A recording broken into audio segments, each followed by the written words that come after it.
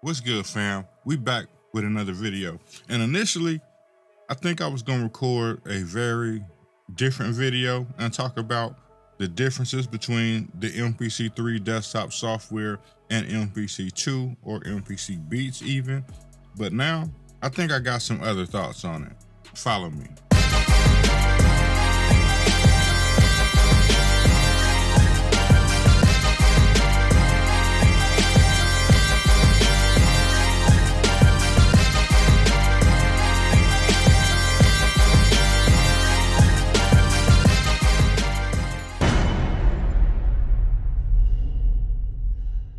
So for starters, it is the end of the month. Akai did announce, I believe it was in January, that they would be releasing the MPC desktop software this month. At this point, I do believe that the MPC software is not finished right now. And I think that they just rushed it and put it out so that they can make sure that they hit that date. But I do think it still has a lot of work to do. And I think that they know that. But because they put themselves behind that 8 ball by saying that it was going to be released this month, they went ahead and gave us an unfinished product. I do think it's cool that we finally got the MPC3 desktop software, but in my honest opinion, if they was going to give it to us broken, I believe that they could have held it.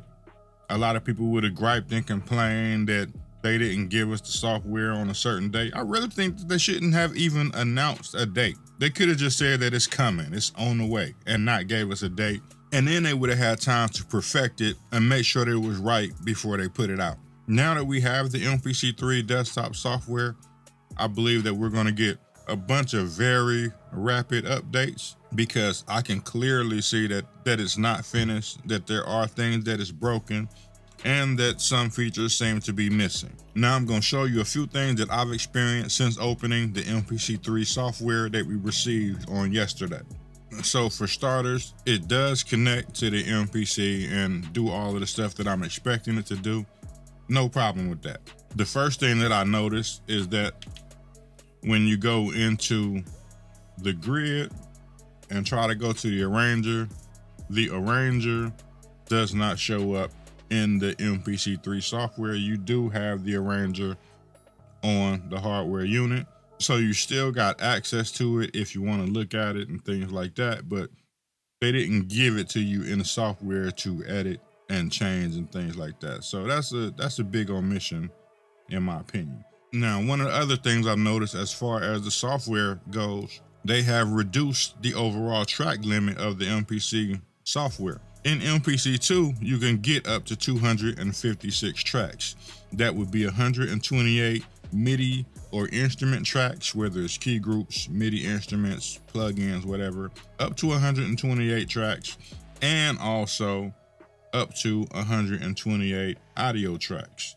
I've shown that in a previous video. I may do some B-roll or something and show it to you right now in this video. All right, so let's jump back in MPC2. And yes, you can have the MPC2 software and the MPC3 software installed on a computer simultaneously. So if you do need to revert back to MPC 2.15, you can definitely do that. So let's go ahead and jump into an empty project. And the first thing we're going to do, since we are on a drum program, drum programs are also the same as MIDI tracks or instrument tracks, which may be key groups or something like that. It's in the same category. They're all MIDI instrument tracks. Let's go to our tracks, and we're going to go down here, and let's go all the way down. We're going to add us in 128 tracks. Now we're going to flip up here to the audio side where the audio tracks are. And in the audio track, you have to hit this little plus icon in the software right here to add new tracks. So we're just going to keep adding tracks until we get to 128. So that will give us 128 MIDI tracks and also 128 audio tracks. I'll skip ahead in this video till I get done adding all these tracks. Okay, now we have 128 audio tracks added in. So flip to the MIDI side, we have 128 MIDI tracks Flip to the audio side, we have 128 audio tracks. And to further show that, let's go into the channel mixer. Now in the channel mixer, it starts on the MIDI tracks. This is MIDI track 1.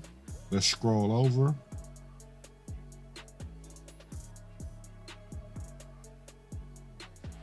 Here's the last one. This is MIDI track 128, and then we flip over to the audio track. This is audio track 1 right here. Let's scroll over.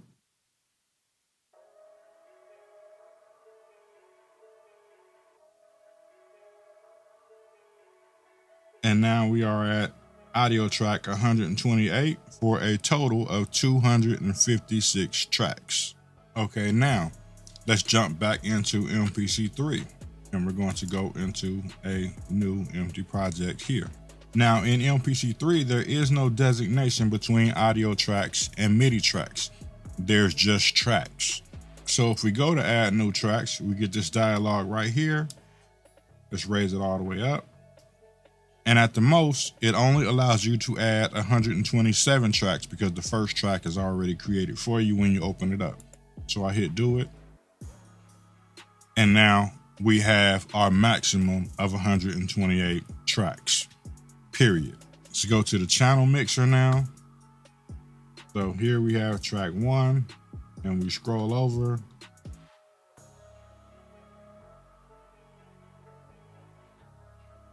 And here is our maximum of 128 tracks.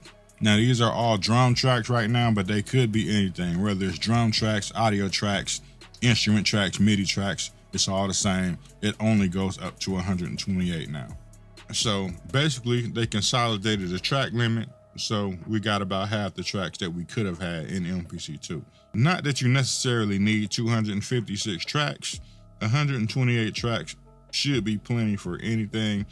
I know that I will probably never, ever use 128 tracks on a production. I'm just pointing that out so that you know the limit. Now, as far as the MPC software being broken, I have noticed that my timeline is broken.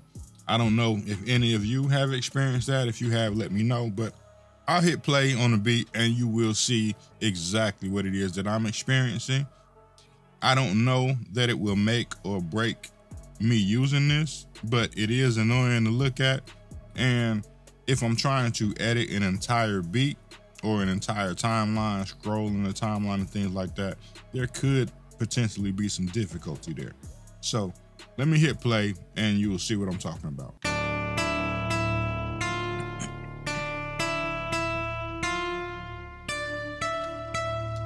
So right now, you see the top of this timeline scrolling, but nothing else down here is moving as it should be.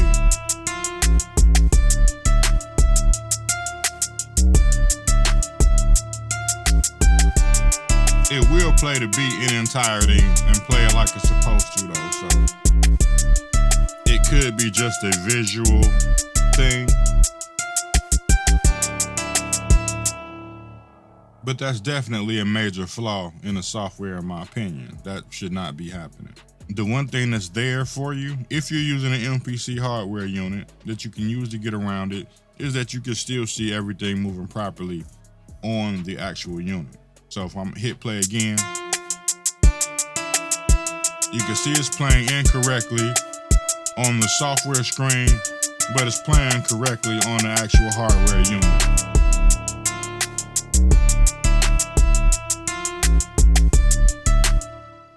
Now, in terms of the mixer, I do like the upgrade to the look of the mixer. It's a more modern style, also the same mixer from the Akai Force. So now that's in the software. The previous mixer was okay. The mixer on the MPC hardware unit was terrible in MPC2. So I do like this a lot better. And that goes for the channel mixer and the pad mixer. So I think that part is a nice upgrade in my opinion, because the MPC2 mixer, I hated it. And I'm not sure, I don't know anybody that's actually said that they like the old MPC style mixer. Now, some of the good things in this update, we do have VST3 support now. I wish that it had support for other types of plugins as well, like the clap audio plugins and things like that, but we don't have that as of yet.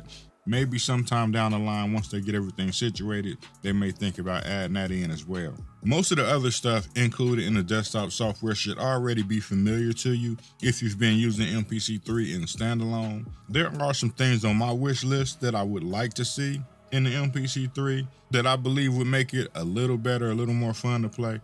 And I'm thinking things that could be in pad perform, like arpeggiation modes, or maybe even strumming modes for chord play to make it sound more realistic, more lifelike. Think something like that would be cool. Right now, you really can't do things like that in pad perform. You have to use some other tools to kind of do that, or manually adjust the notes yourself. But I think that some more pad perform options would definitely be cool.